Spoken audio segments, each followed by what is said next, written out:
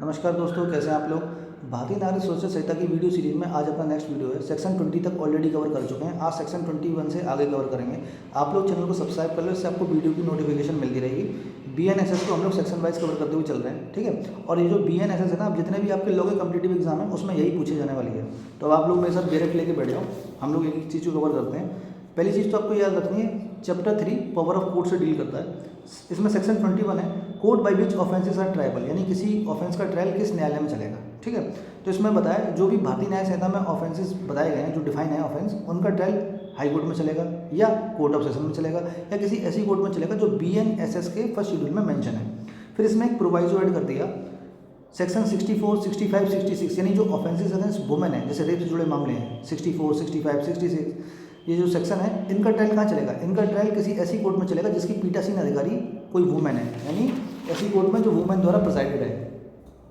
फिर इसका क्लॉज भी है, any offence under any other law, अगर मान लो कोई ऑफेंस किसी दूसरी लॉ में डिफाइन है, जैसे SC/ST एक्ट में डिफाइन है या पॉक्सो एक्ट में डिफाइन है, तो उसका ट्रायल कहाँ चलेगा? तो उसका ट्रायल ऐसी कोर्ट में चलेगा जो उस एक्ट में मेंशन है, ठीक है। अगर मान लो कोई कोर्ट उस एक्ट में मेंशन नहीं है, फिर कहाँ चलेगा? तो फिर हाई कोर्ट में चलेगा या किसी ऐसी कोर्ट में चलेगा जो BNSS के फर्स्ट शेड्यूल में मेंशन है। तो ये लिखा हुआ है, any offences under any other law shall when any court is mention in this behalf be tried by such court. तो अगर कोई कोर्ट मेंशन है तो उस कोर्ट में, और and when no court is mention, अगर कोई कोर्ट मेंशन नहीं फिर हाई कोर्ट में चलेगा या किसी ऐसी कोर्ट में चलेगा जो BNSS के फर्स्ट शेड्यूल में मेंशन है। और ये CRPC का सेक्शन 26 था पहले, कौन सा था? 26, आज 21 हो गया है। अब आ जाओ सेक्शन 22 पे, sentences which high court and session जज में पास। तो हाई कोर्ट कितना सेंटेंस पास कर सकता है या सेशन जज कितना सेंटेंस दे सकते हैं? तो हाई कोर्ट कोई भी सेंटेंस पास कर सकता है, क्लॉज 1 में बताया, जो लॉ द्वारा ऑथोराइज है।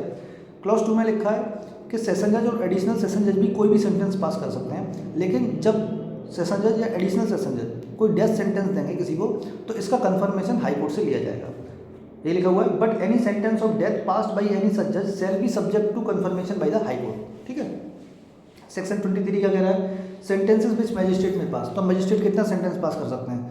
तो मजिस्ट्रेट, जैसे चीफ जुडिशियल मजिस्ट्रेट की कोर्ट है, ये 7 साल से ज़्यादा का सेंटेंस नहीं दे सकते। यही लिखा हुआ है क्लॉज 1 में, the court of chief judicial magistrate may pass any sentence authorise by law, कोई भी सेंटेंस पास कर सकते हैं ऑथराइज बाई, जो लॉ द्वारा ऑथराइज है, एक्सेप्ट किसको छोड़ के? डेथ सेंटेंस नहीं दे सकते, लाइफ इम्प्रिजनमेंट नहीं दे सकते और 7 साल से ज़्यादा की कोई सजा नहीं दे सकते। फिर क्लॉज 2 में लिखा है, court of a magistrate of first class, यानी फर्स्ट क्लास मजिस्ट्रेट कितनी सजा दे सकते हैं? तो फर्स्ट क्लास मजिस्ट्रेट 3 साल से ज़्यादा का सेंटेंस नहीं सुना सकते, साथ ही साथ 50,000 रुपये से ज़्यादा का जुर्माना नहीं लगा सकते। अब एक जो नया पनिशमेंट रेट हो गया कम्युनिटी सर्विस का, तो वो फर्स्ट क्लास मजिस्ट्रेट अब दे सकते हैं। ऐसे ही क्लॉज 3 में सेकंड क्लास मजिस्ट्रेट के लिए बताया, सेकंड क्लास मजिस्ट्रेट 1 साल से ज़्यादा का सेंटेंस नहीं दे सकते और 10,000 रुपये से ज़्यादा का जुर्माना नहीं लगा सकते, साथ ही साथ कम्युनिटी सर्विस अब दे सकते हैं, ठीक है। फिर एक्सप्लेनेशन में कम्युनिटी सर्विस को डिफाइन किया है। कम्युनिटी सर्विस मीन्स होता क्या है? तो कोर्ट कन्विक्ट पर्सन को एज अ पनिशमेंट के तौर पर ऑर्डर कर देती है कि ऐसा एक्ट परफॉर्म करे जिससे कम्युनिटी का बेनिफिट हो, हाँ, और उसके लिए उसे कोई पैसा वैसा नहीं दिया जाएगा। ये लिखा हुआ, community service shall mean the work which the court may order a convict to perform as a form of punishment that benefit the community, है ना, जिससे कम्युनिटी का बेनिफिट हो, for which he shall not be entitled to any remuneration. एक example के जरिए समझे, मान लो कोर्ट ने किसी को कम्युनिटी सर्विस का पनिशमेंट दिया, तो उससे बोल दिया जाएगा कि चौराहे पे खड़े होकर 200 लोगों को पानी पिलाओ या 500 लोगों को पानी पिलाओ या 100 लोगों को खाना खिलाओ। तो इस तरीके के पनिशमेंट कम्युनिटी सर्विस में ऐड हो जाएंगे। अब आ जाओ सेक्शन 24 पे। सेक्शन 24 कह रहा है, sentence of imprisonment in default of payment of fine.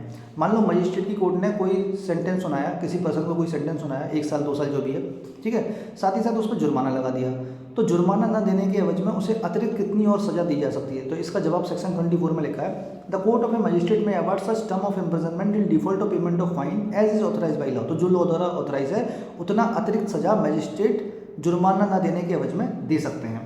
फिर इसमें प्रोवाइजो जोड़ दिया, प्रोवाइडेड दैट द टर्म, अब जो जुर्माना न देने के एवज में जो भी टर्म मजिस्ट्रेट ने सुनाया, अतिरिक्त सजा जो दी, वो मजिस्ट्रेट की पावर से ज़्यादा नहीं होगी, जो सेक्शन 23 में बताइए। ये लिखा है, the term is not in excess of the power of magistrate under section 23। तो जो सेक्शन 23 में मजिस्ट्रेट की पावर है उससे ज़्यादा एक्सेस में उससे ज़्यादा नहीं होगी, ठीक है। क्लॉज बी कह रहा है, the term shall not exceed 1/4 of the term of imprisonment which the magistrate is competent. Clause B को एग्जाम्पल के जरिए समझ लेते हैं। ये कह रहा है कि जो भी मजिस्ट्रेट ने सब्सटेंटिव सेंटेंस दिया है, मान लो मजिस्ट्रेट ने किसी पर्सन को 3 साल की सज़ा दी, साथ ही साथ उस पर जुर्माना भी लगाया, तो जुर्माना न देने के एवज में उसे कितना अतिरिक्त सज़ा और दी जा सकती है? तो जो 3 साल की सज़ा सुनाई है ना, उसका 1/4 से एक्सीड नहीं होगी। फॉर एग्जांपल मान लो कोई किसी केस का ट्रायल सीजीएम कोर्ट में चल रहा है और उस ऑफेंस में मैक्सिमम सज़ा 5 साल की है, ठीक है, लेकिन सीजीएम साहब ने उन्हें सिर्फ 3 साल की सज़ा दी, ठीक, और साथ ही साथ उस पर जुर्माना भी लगाया। जुर्माना ना देने के एवज में अतिरिक्त सज़ा सीजीएम साहब कितनी दे सकते हैं, तो जो उन्होंने सब्सटैंटिव सेंटेंस दिया ना 3 साल का, उसके 1/4 से ज़्यादा नहीं होगी, ठीक है। तो 3 साल का 1/4 कितना होता है, 9 महीने। तो अगर वो जुर्माना नहीं भरता है, जो जुर्माना लगाया उसके ऊपर, तो उसे अतिरिक्त 9 महीने की सज़ा और दी जा सकती है।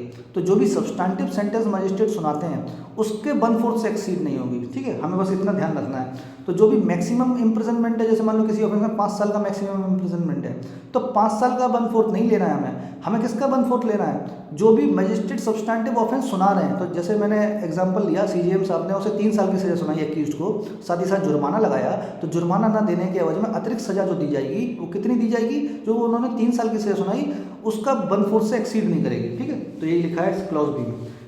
क्लॉज 2 कह रहा है the imprisonment awarded under this section may be in addition, तो जो भी इसमें इम्प्रिजनमेंट दी जाएगी वो इन एडिशन दी जाएगी। ये चीज़ पूछी जाती है पेपर में, इन एडिशन, ठीक है, इसको अंडरलाइन कर लेना। सेक्शन 25 कह रहा है cases sentence in case of conviction of several offences at one trial.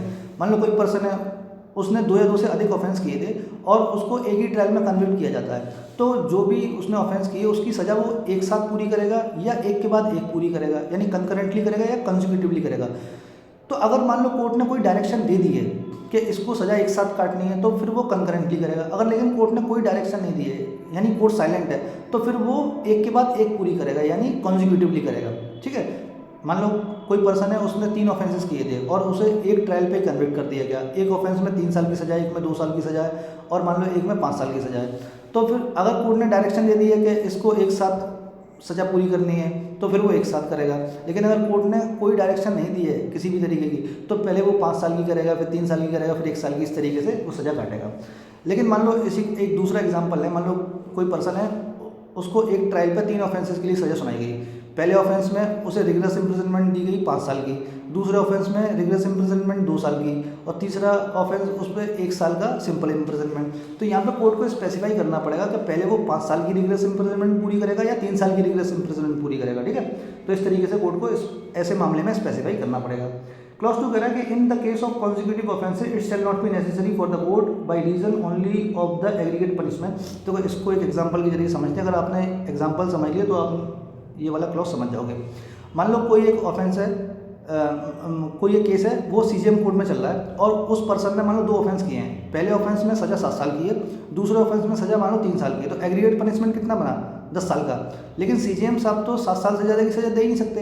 तो इसका मतलब ये नहीं है कि जो एग्रीगेट पनिशमेंट बना 10 साल का, तो वो इस केस को सेशन जज के यहाँ पे कमिट करें, दूसरी जगह पे, मतलब इसका ट्रायल दूसरे कोर्ट में भेजे, ट्रांसफ़र करें इसका, ठीक है। तो इसका ट्रायल वो अपने यहाँ पे ही चला सकते हैं। तो एग्रीगेट पनिशमेंट अगर कोर्ट की जुडिक्शन से ज़्यादा बनता है तो ये कोर्ट के लिए नेसेसरी नहीं है कि वो दूसरे कोर्ट में कमिट करके उसको ट्रायल चलवाएं, वो अपने यहाँ पे भी उसका ट्रायल चला सकते हैं। फिर इसमें एक प्रोवाइडर जुड़ा हुआ है, provided that no case such shall such person be sentence to imprisonment for a longer period than 20 year. मान लो उसने छोटे छोटे कई सारे ऑफेंसेस किए थे, मान लो 4 ऑफेंस किए, किसी में 1 साल की सजा थी, किसी में 4 साल की थी, किसी में 2 साल की थी, तो उन सबको जब एग्रीगेट करेंगे तो 20 साल से ज़्यादा नहीं होनी चाहिए, यानी 20 साल से ज़्यादा की सज़ा नहीं दी जा सकती, ठीक। क्लॉज बी कह रहा था aggregate punishment shall not exceed twice of the amount of punishment which the court is competent to inflict for a single offence. मान लो कोर्ट किसी एक सिंगल ऑफेंस में सजा दे सकती थी, उसके ट्वाइस से ज़्यादा नहीं देगी, ट्वाइस से अधिक नहीं देगी, क्लॉज बी में लिखा है। क्लॉज 3 कह रहा है for the purpose of appeal. अब जब अपील से जुड़ा हुआ मामला है, जो एग्रीगेट पनिशमेंट था ना, कई सारे ऑफेंस को कंज्यूगेट करके जो एग्रीगेट पनिशमेंट बना, जब वो अपील में जाएगा ना, उसको सिंगल सेंटेंस समझा जाएगा, है ना। This section shall be deemed to be a single sentence, ठीक है। तो इसमें आप सिंगल सेंटेंस को अंडरलाइन कर लो, ये क्वेश्चन पूछा जाता है पेपर में। तो फ्रेंड्स, इस वीडियो डिस्कशन में बस इतना ही था। आगे हम लोग अरेस्ट के प्रोविजन शुरू करेंगे। तो आपको वीडियो अगर अच्छी लगी हो तो लाइक करें और चैनल को सब्सक्राइब करें। Thank you.